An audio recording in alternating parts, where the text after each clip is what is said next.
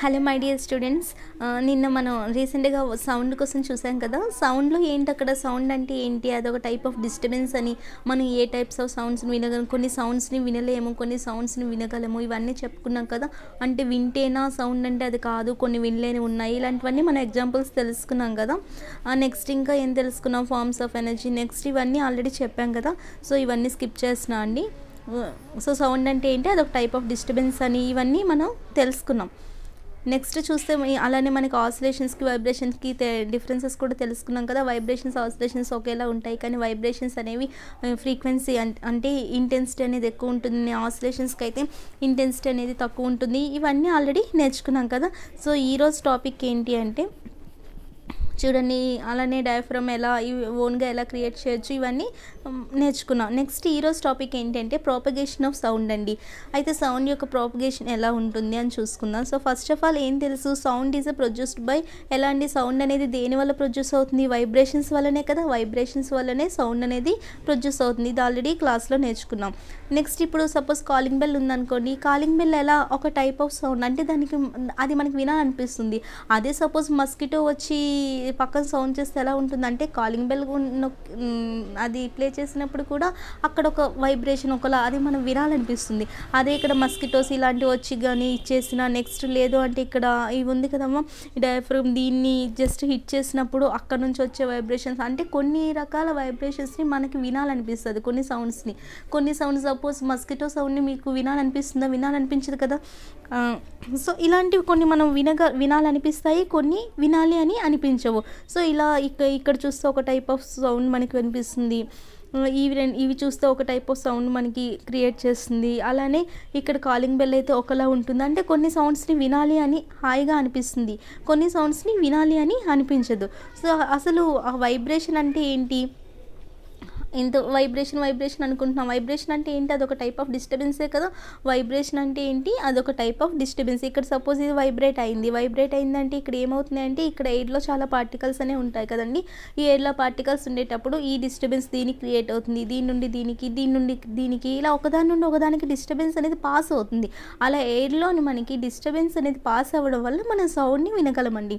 అర్థమవుతుందా. So vibrations అనేవి దేన్ని క్రియేట్ చేస్తాయండి, వైబ్రేషన్స్ అనేవి ఒక డిస్టర్బెన్స్ని క్రియేట్ చేస్తాయి అనమాట. ఆ డిస్టర్బెన్స్ వల్ల మనకి ఎయిర్లో ఒక పార్టికల్ నుండి ఇంకో పార్టికల్కి ఇలా ఈ డిస్టర్బెన్స్ అనేది పాస్ అయ్యి మనకి పాస్ అవుతుంది. అదనమాట. మనకి ఎలా పాస్ అవుతుందో మీకు హ్యూమన్ ఇయర్లో జస్ట్ ఇక్కడ స్మాల్ కాన్సెప్ట్ వరకు చెప్పుకున్నాం కదా. హ్యూమన్ ఇయర్లో ఒక డయాఫ్రమ్ ఉంటుంది, అక్కడ దానికి వైబ్రేట్ అయ్యి అది ఏం చేస్తుంది, బ్రెయిన్కి అది పాస్ చేస్తుంది. ఇవన్నీ జస్ట్ ప్రీవియస్ క్లాస్లో తెలుసుకున్నాం.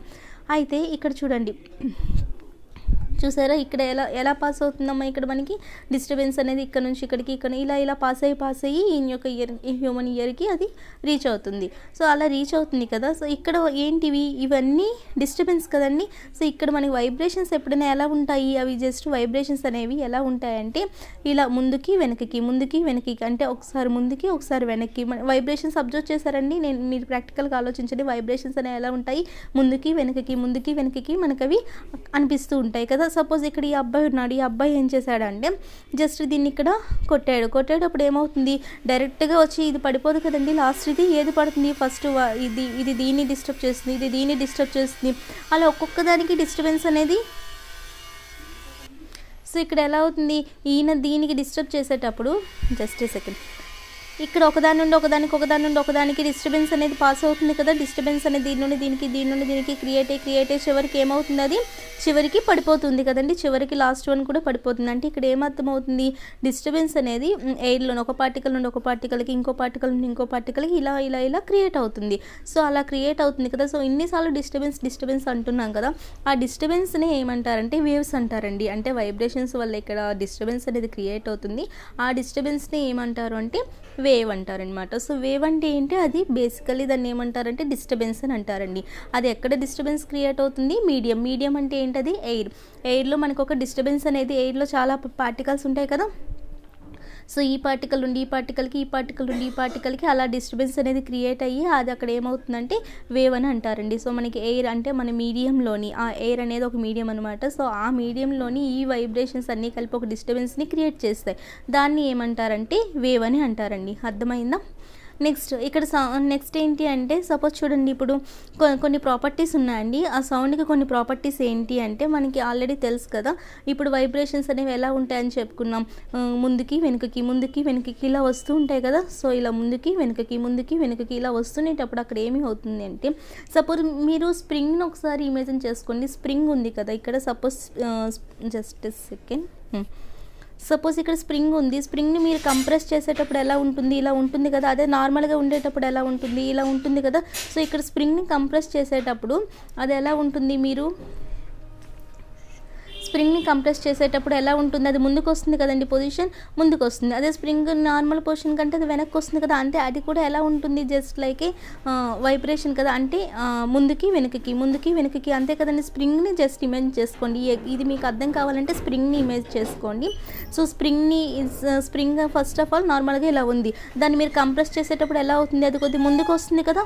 అంతేగాని అది పైకి వెళ్తుంది కదా. కంప్రెస్ చేసేటప్పుడు ముందుకు వస్తుంది. కంప్రెస్ చేయకుండా దాన్ని రిలీజ్ చేసేటప్పుడు అది ఎలా వస్తుంది, మళ్ళీ నార్మల్ పొజిషన్లోకి వస్తుంది కదా, బ్యాక్కి. సో ఇది ఒక ఎగ్జాంపుల్ తీసుకోండి. ఇలా ముందుకి వెనుకకి అనగానే స్ప్రింగ్ని జస్ట్ ఇమేజిన్ చేసుకోండి. సో ఇప్పుడు ఫస్ట్ ఆఫ్ ఆల్ ముందుకు వచ్చింది అనుకున్నా, అంటే కంప్రెస్ కదండి, కంప్రెస్ చేసాము. కంప్రెస్ చేసేటప్పుడు అక్కడ ఏమవుతాయి, కంప్రెస్ అంటే ఈ ఇమేజ్ గుర్తెచ్చుకోండి. ఇది కంప్రెస్ చేసేటప్పుడు ఏమవుతాయి, ఇందులో ఉన్న ఎయిర్ పార్టికల్స్ అన్నీ చాలా తక్కువ స్పేస్ కదా ఇక్కడ ఉంది. సపోజ్ నార్మల్గా అది రిలాక్స్ అయినప్పుడు అయితే ఎక్కువ ప్లేస్ ఉంటుంది కాబట్టి ఎక్కువగా అక్కడ ఫ్రీగా అక్కడ పార్టికల్స్ అనేవి మూవ్ అవుతాయి. అలా కాకుండా ఇక్కడ చాలా తక్కువ ప్లేస్లోనే అన్ని పార్టికల్స్ ఉండాలి. అంటే అక్కడ ఏమవుతుంది, ప్రెజర్ అనేది ఎక్కువ అవుతుందా తక్కువ అవుతుందా. ఇప్పుడు సపోజ్ మీకు ఒక పెద్ద రూమ్ ఇచ్చారమ్మా. ఒక పెద్ద రూమ్ ఇచ్చి ఒక 100 మెంబర్స్ ఉండమన్నారు, ఫ్రీగా ఉన్నారు ఆ 100 మెంబర్స్. అదే అలా కాకుండా మీ అందరిని ఒక చిన్న రూమ్లో 100 మెంబర్స్ని అడ్జస్ట్ అవ్వమంటే అప్పుడు మీకు ఎలా ఉంటుంది, అక్కడ ప్రెజర్ అనేది ఎక్కువ పడుతున్నట్టే కదండి ఆ రూమ్ మీద. అంటే అక్కడ ఒకదానికి ఇక్కడ మీరు ఫ్రీగా కూర్చుంటారు, అదే ఇక్కడ ఇంత మీరు ఫ్రీగా కూర్చోగలరా, ఒకదాని వల్ల ఒకరైనా కూర్చోవచ్చు. అలాంటి సిచ్యువేషన్లో ఉంటుంది చిన్న రూమ్ కనుక ఇస్తే. సో అలాంటప్పుడు అక్కడ ఏమవుతుందంటే ప్రెజర్ అనేది ఎక్కువ అవుతుందండి. అంటే మీకు ఇక్కడ అర్థమవుతుందో చెప్పింది. సో దీన్నే స్ప్రింగ్కి అప్లై చేయండి. స్ప్రింగ్ నార్మల్గా ఇలా ఉంటుంది రిలాక్స్ ఉండేటప్పుడు. అదే నేను కంప్రెస్ చేసేటప్పుడు ఇలా దగ్గరకు వస్తుంది కదండి, ఆ కాయిల్స్ అన్నీ దగ్గరకు ఉంటాయి. అలా దగ్గరకు ఉండేటప్పుడు ఏమవుతుంది, ఆ పార్టికల్స్ అన్నీ అక్కడే ఆ ప్లేస్లోనే ఉండాలి, ఇంకా వేరే ప్లేస్కి వెళ్ళడానికి లేదు అక్కడ. అలా ఉండేటప్పుడు అక్కడ ఏమవుతుంది, అక్కడ ప్రెజర్ అనేది అన్నిటి మీద ఎక్కువ అయిపోతుంది. సో ప్రెజర్ ఎక్కువైపోతుంది కదా, అప్పుడు దాన్ని ఏమంటారు అంటే ఆ రీజియన్ని కంప్రెషన్ అంటారండి. ఆ రీజన్ ఏమంటారంటే కంప్రెషన్ అంటారు, లేదంటే రీజన్ ఆఫ్ హై ప్రెజర్ అని అంటారండి. ఆ రీజన్ ఏమంటారంటే compression are reason of high pressure అని అంటారు. అలా కాకుండా ఇప్పుడు నార్మల్గా రిలీజ్ చేయండి, జస్ట్ ఇలా కంప్రెస్ అయిన దాన్ని రిలీజ్ చేయండి. రిలీజ్ చేసేటప్పుడు అప్పుడు ఏమవుతుంది, మనకి అక్కడ పార్టికల్స్ ఫ్రీగా ఉంటాయి. అప్పుడు దాని మీద అంత ప్రెజర్ ఉండదు కదా, లో ప్రెజర్ అనేది ఉంటుంది. సో అక్కడ లో ప్రెజర్ ఉండేటప్పుడు అక్కడ ఏమవుతుంది, అప్పుడు అక్కడ లో ప్రెజర్ ఉంటుంది. లో ప్రెజర్ ఉండేటప్పుడు దాన్ని ఏమంటారంటే రేర్ ఫ్రాక్షన్ అని అంటారండి. లో ప్రెజర్ ఉంటే దాన్ని ఏమంటారు, రేర్ ఫ్రాక్షన్. అర్థమైందండి. సో ఈ రెండింటికి మీకు స్ప్రింగ్ గురించి చెప్తే ఈ టాపిక్ అర్థమవుతుందండి. స్ప్రింగ్ గురించి చెప్పానండి. ఇప్పుడు అర్థమైందా. ఇప్పుడు సపోజ్ ఇక్కడ కంప్రెషన్ అంటే ఏంటి, ముందుకి అని గుర్తుంచుకోండి. కంప్రెషన్ అంటే స్ప్రింగ్లో ఇలా ముందుకు ఉండేటప్పుడు పార్టికల్స్ అన్నీ ఇక్కడ ఒకదాని దగ్గర ఒకటి ఉండడం, అక్కడ ప్రెజర్ అనేది ఎక్కువ అవుతుంది కాబట్టి దాన్ని కంప్రెషన్ అంటారు, లేదంటే హై ప్రెజర్ రీజన్ అని అంటారు. అలా కాకుండా స్ప్రింగ్ని అక్కడ జస్ట్ రిలీజ్ చేసి వదిలినప్పుడు అక్కడ ఏమవుతుంది, అక్కడ లో ప్రెజర్ ఉంటుంది, పార్టికల్స్ ఫ్రీగా మూవ్ అవుతాయి, లో ప్రెజర్ ఉంటుంది కాబట్టి అక్కడ ఏమవుతుందంటే అప్పుడు అక్కడ ఏమవుతుంది, ఆ రీజన్ ఏమంటారంటే రేర్ ఫ్రాక్షన్ అంటారండి. ఆ రీజియన్ని రేర్ ఫ్రాక్షన్ అంటారు. ఇది ఇక్కడ. సో ఇక్కడ మనకి వైబ్రేషన్స్లో ఎలా అవుతాయి, ఒకసారి ముందుకి ఒకసారి వెనక్కి, ఒకసారి ముందుకి ఒకసారి వెనక్కి ఇలా వస్తుంది కదా. అంటే ముందుకు వచ్చినప్పుడు ఏమవుతుంది కంప్రెషన్, వెనక్కి వచ్చినప్పుడు ఏమవుతుంది రేర్ ఫ్రాక్షన్. సో ఇలా compression, rare fraction, compression and next rare fraction, ఇలా ఒకదానికొకటి ఇలా ఉంటున్నాయి కదా. అంటే ఇక్కడ అర్థం ఏంటి, వైబ్రేషన్స్లో మనకి ఏముంటాయి, అక్కడ కంప్రెషన్ ఉంటుంది, అలానే రేర్ ఫ్రాక్షన్ ఉంటుంది. అలా ఉండేటప్పుడు అంటే అక్కడ కంప్రెషన్ అండ్ రేర్ ఫ్రాక్షన్ అంటే ఏంటి, అక్కడ ఒకటి హై ప్రెజర్ ఒకటి లో ప్రెజర్ అనే కదా. ఇక్కడ రేర్ ఫ్రాక్షన్ ఉంది అంటే అక్కడ లో ప్రెజర్ ఉన్నట్టు. అదే ముందుకెళ్తే కంప్రెషన్ వల్ల ఏమవుతుంది, హై ప్రెజర్ వస్తుంది. అంటే హై ప్రెజర్, లో ప్రెజర్ ఇలా రెండు ఉంటున్నాయి కదండి.